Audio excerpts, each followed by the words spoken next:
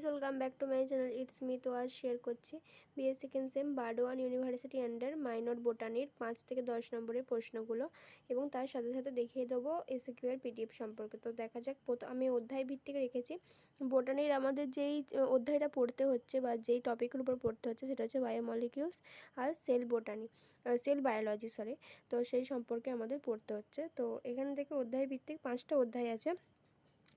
এর সিলেবাস আমি কমেন্টে বা ডিসক্রিপশনে পিন করে দেবো, আপনারা দেখে নেবেন। তো এখানে অধ্যায় ভিত্তিক আমি যে সাজেশনগুলো রেখেছি সেগুলো আপনারা দেখে নিন।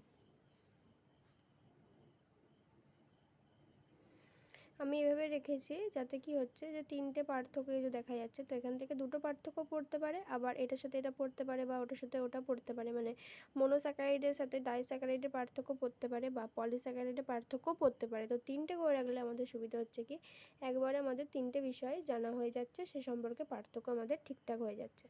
তারপরে প্রশ্নগুলো দেখা যাক যে দ্বিতীয় অধ্যায় থেকে কী প্রশ্ন রেখেছি। প্রথম অধ্যায় থেকে প্রশ্নগুলো একটু বেশি, 12টা প্রশ্ন। দ্বিতীয় অধ্যায় থেকে রেখেছি মাত্র 2টো প্রশ্ন। তৃতীয় অধ্যায় থেকে রেখেছি আমি প্রায় 6টার মতন প্রশ্ন। চতুর্থ পঞ্চম অধ্যায় থেকে রেখেছি 6টা প্রশ্ন। ঠিক আছে, এই প্রশ্নগুলো খুব গুরুত্বপূর্ণ। এই ফুল পিডিএফ চাওয়ার জন্য অবশ্যই টেলিগ্রামে জয়েন হতে হবে। আর এসিকিউ এর কথা যদি বলি, সমস্ত চ্যাপ্টার ওয়াইজ এসিকিউ এর পিডিএফ আছে, তার জন্য অবশ্যই টেলিগ্রামে কমেন্ট করতে হবে। ভিডিও ভালো লাগলে লাইক শেয়ার সাবস্ক্রাইব করে চ্যানেলের পাশে থাকতে হবে। এর উত্তরের জন্য অবশ্যই কমেন্ট করে জানালেই আমি উত্তর তাকে পিডিএফের মাধ্যমে দিয়ে দেবো। আর কেউ যদি বুঝতে না পারে, যদি বায়োলজি বা বোটানি বা সাইকোলজি সোসিওলজির কোনো ক্লাস করতে চায়, সে আমাকে কমেন্ট করে জানাবে, তার জন্য আমি আলাদা করে ক্লাস করিয়ে দেবো বা তাকে আমি রেকর্ডেড ক্লাস পাঠিয়ে দেবো। বা যদি কেউ চায় যে অনলাইনে ক্লাস করতে, সেও আমাকে অবশ্যই বলতে পারে। তো আজ এই পর্যন্তই। সাজেশনটা কেমন লাগলো অবশ্যই জানাবেন।